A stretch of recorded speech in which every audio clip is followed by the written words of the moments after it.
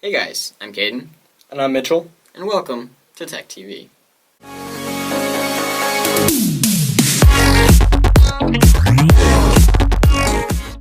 Welcome to our first episode of Tech Today.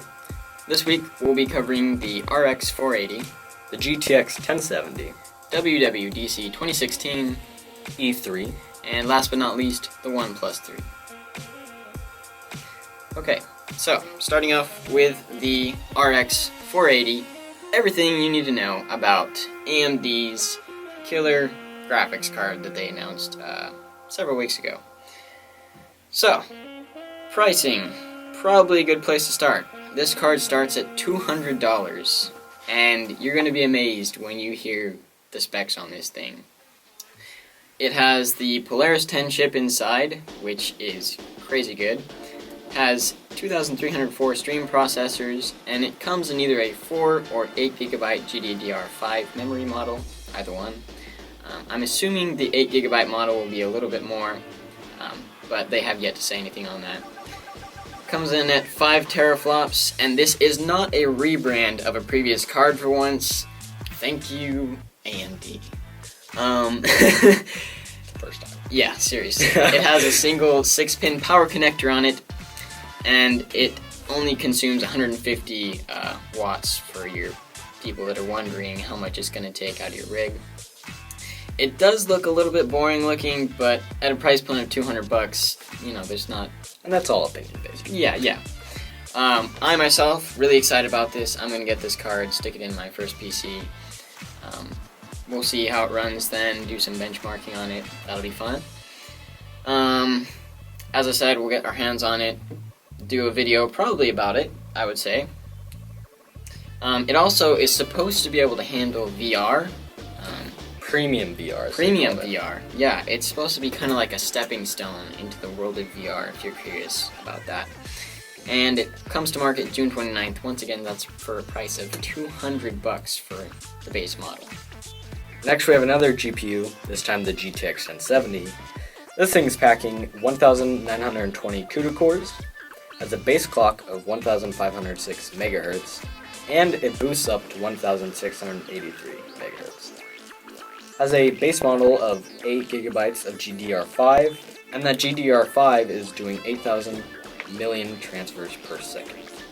And it only consumes about 150 watts. So when running Ash's Singularity, the 1080, its older brother, was averaging about 76.7 frames per second, the 1070 at 63.7, and the Titan X was running about 58.1. On 4K, the 1080 was running at 51.8 frames per second, the 1070 at 42.9, and the Titan X at 37.9. Coming up next, the Division with the 1080 was running at 95.5 frames per second at 1080p. The 1070 was running at 81, and the Titan X around 70.8. When we go to 4K, the 1080 averaged about 47, with the 1070 averaging about 39, and the Titan X coming in at 36.8. Next up on the list, Doom at 1080p on the GTX 1080 was running around 158.7 frames per second. The 1070 ran around 138.5, with the Titan X coming in at 138.8. At 4K, the 1080 was running around 59.2, with the 1070 coming in at 48.5, and the Titan X coming in at 44.8.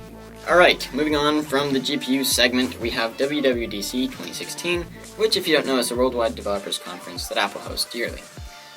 They had several major announcements, starting off with watchOS 3, featuring faster loading apps, a new dock feature, access through clicking the side button, which would be this one right here, a new scribble feature to support handwriting, and those are all the main points for watchOS 3.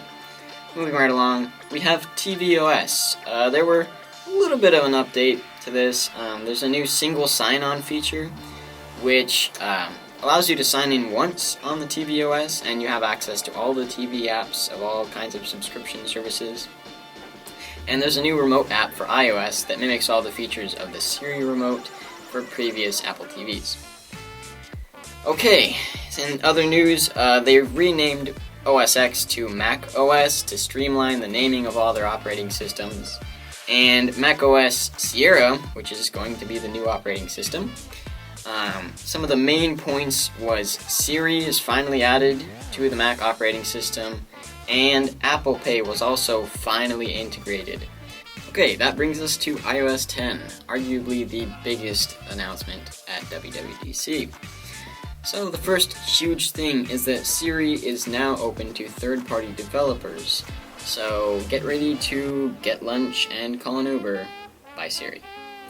Next thing is Apple Music is seeing an overhaul, which is great because right now it is really hard to understand for a lot of people, and they're just working on that to make it more easily understandable.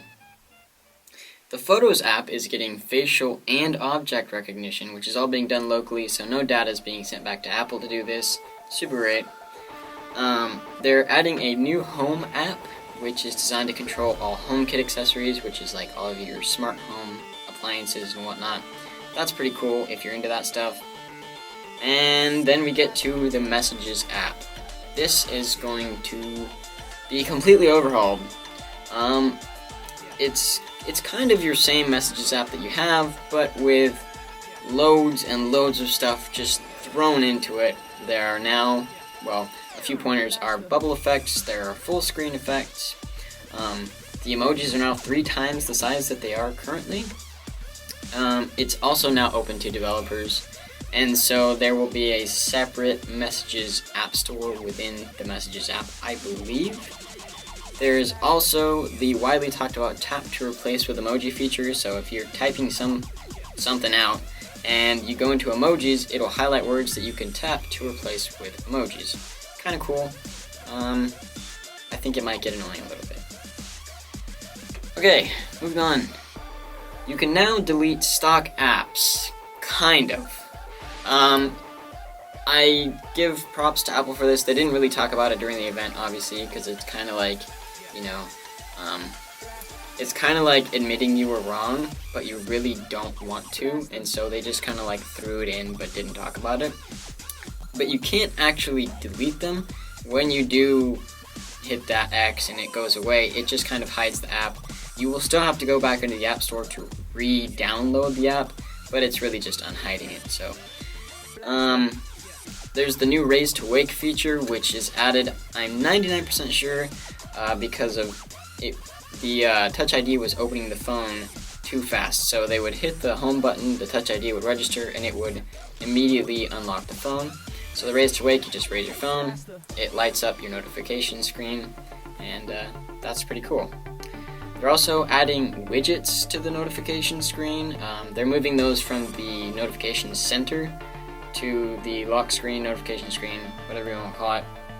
Widgets are moving there, and they're becoming more elaborate, which is great. Widgets are awesome. The Maps app is overgoing a kind of a redesign. They're kind of adding on to it, basically taking everything from Google Maps and putting it into Apple Maps, so they're becoming pretty similar. And last, I have a little tidbit of information. If you ever wanted to do more than 36 Safari tabs at the same time, which is the max right now, you will now be able to have unlimited, which is, I guess, cool. I don't know. So next on the list, E3 was this past week, and some big names got announced, and some big names got demoed. First off, Battlefield 1. 32 versus 32, like normal, set in World War I. It's looking really cool. I'm excited. Yeah, that's going to be really awesome. Also, Watch Dogs 2 is announced, which a lot of people, when the trailer first came out, were like, why are they making another Watch Dogs? Watch Dogs 1 was a great game, in my opinion. I enjoyed it. It was pretty good. It had its issues, but Watch Dogs 2 looks awesome. It's set in San Francisco, and you're going to be able to do what it seemed like from the trailer, a lot more control over the city. Oh yeah, Ubisoft definitely listened to fans. A lot of people complained, saying they couldn't hack a lot, kind of felt limited. They definitely listened to fans and allowing you to hack multiple objects in multiple different ways instead of just one thing, one object got hacked in one way. You're able to hack objects in multiple different ways. Yeah, that's going to be awesome. I'm really looking forward to that game. Definitely picking it up when it launches. Yeah. Next on the list, and I'm super excited about this, Skyrim Special Edition, as they're calling it. Also kind of a remaster, I'd say. It makes me so nostalgic because Skyrim, probably my top number one game. Oh yeah. Easily put 1,000+ hours into it, and I think a lot of people agree with that. Definitely. It's coming to the Xbox One system, the PlayStation 4, and PC in October, I believe. October, yeah. October 28th, I believe is the release date. Yeah. It's coming to PC for free if you already own Skyrim and all of its DLC.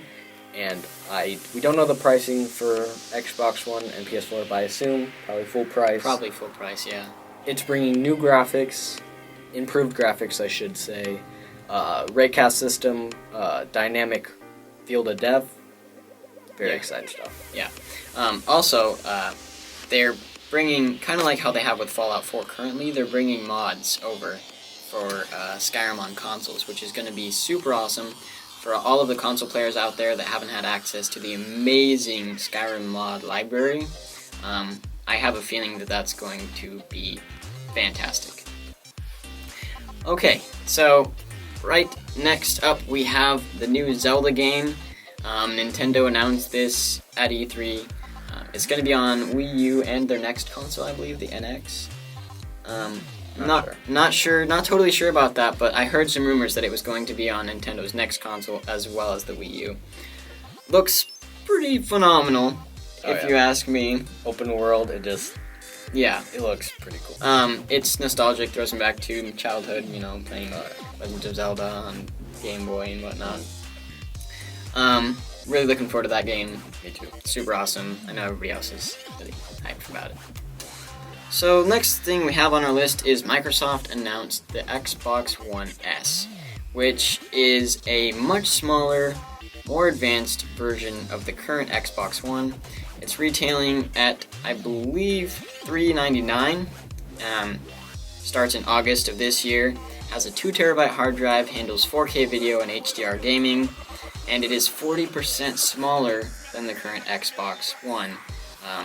It also features a built-in power supply, so no more extra brick, which is awesome. Similar design to the current Xbox One, but it comes in white. And if you own the Xbox One currently, you'll probably know why the 40% smaller size is good. It's pretty bulky, but props to you, Microsoft. Yeah, really, great job on that. Microsoft also announced the Xbox Play Anywhere, which is really cool and I'm excited for, because it allows you to buy games on your Xbox One and play on your Windows 10 PC. This is really cool because you can play games on your Windows 10 PC and have your progress saved on your Xbox One, so you can pick it up on your Xbox One and play it there. Really quite awesome. So some of the Xbox games that are already available for you Windows 10 users are Forza Motorsport 6 Apex, Quantum Break, and Rise of the Tomb Raider. Some games that are coming in the future include Gears of War 4, Forza Horizon 3, and Halo Wars 2. Yeah, Forza Horizon 3 I'm really looking forward to. Me too. I know that you are. Oh yeah. Yeah, it looks really awesome. They demoed it at E3. I don't know if you saw that, but I didn't see the demo. They demoed it by having one person play it on Xbox, and then they had another one playing on PC with mouse and keyboard. That's awesome. And they had a third person playing on with an Xbox controller. That's sweet. They were all in the same game. They all merged worlds simultaneously. It was really awesome. I'll check that out. Yeah. Some more games that are coming to both Xbox One and PC are Sea of Thieves, Dead Rising 4, and what I'm really excited for is Halo 6. Yeah, that's going to be awesome to be able to play Halo on PC for the first time since I think like Halo 2. Halo 2, yeah. Yeah, Halo 2 was the last time that they released it on PC, and then that's when they made the switch to Xbox exclusive. It's finally going to be back, and that is really awesome. You don't have to play any mods like Halo Online, which is really cool, but it's going to be awesome to see a 343 made Halo on PC. Oh yeah. And that does it for E3. Props to Microsoft for finally realizing that PC gaming is a valid market. Last topic of this week's episode of Tech Today is the OnePlus 3, the newest flagship phone from OnePlus. Now this is a really awesome smartphone. Features dash charging, which is their kind of name for quick charging. You can get a 60% charge in just 30 minutes. Crazy. It also handles heat better from what I've seen and read about it. Has a 16 megapixel camera, f2.0 aperture on it, really fast autofocus, and is basically on par with current flagships such as the Samsung Galaxy S7 and the iPhone 6s in terms of quality. This phone features a whopping 6 gigabytes of RAM. I'll say that again, 6 gigabytes. They don't even need that much, but they have it anyways. It's kind of like they're showing off, but you know what? Props to you, OnePlus, for being able to do that. It also has a Snapdragon 820 processor, super awesome, an Adreno 530 GPU for smooth and awesome gaming experience on the phone. It has an AMOLED 1080p display, which, you know what?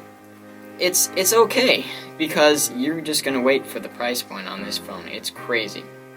This has Oxygen OS, which is their version of Android. It's pretty great from what I've seen and heard.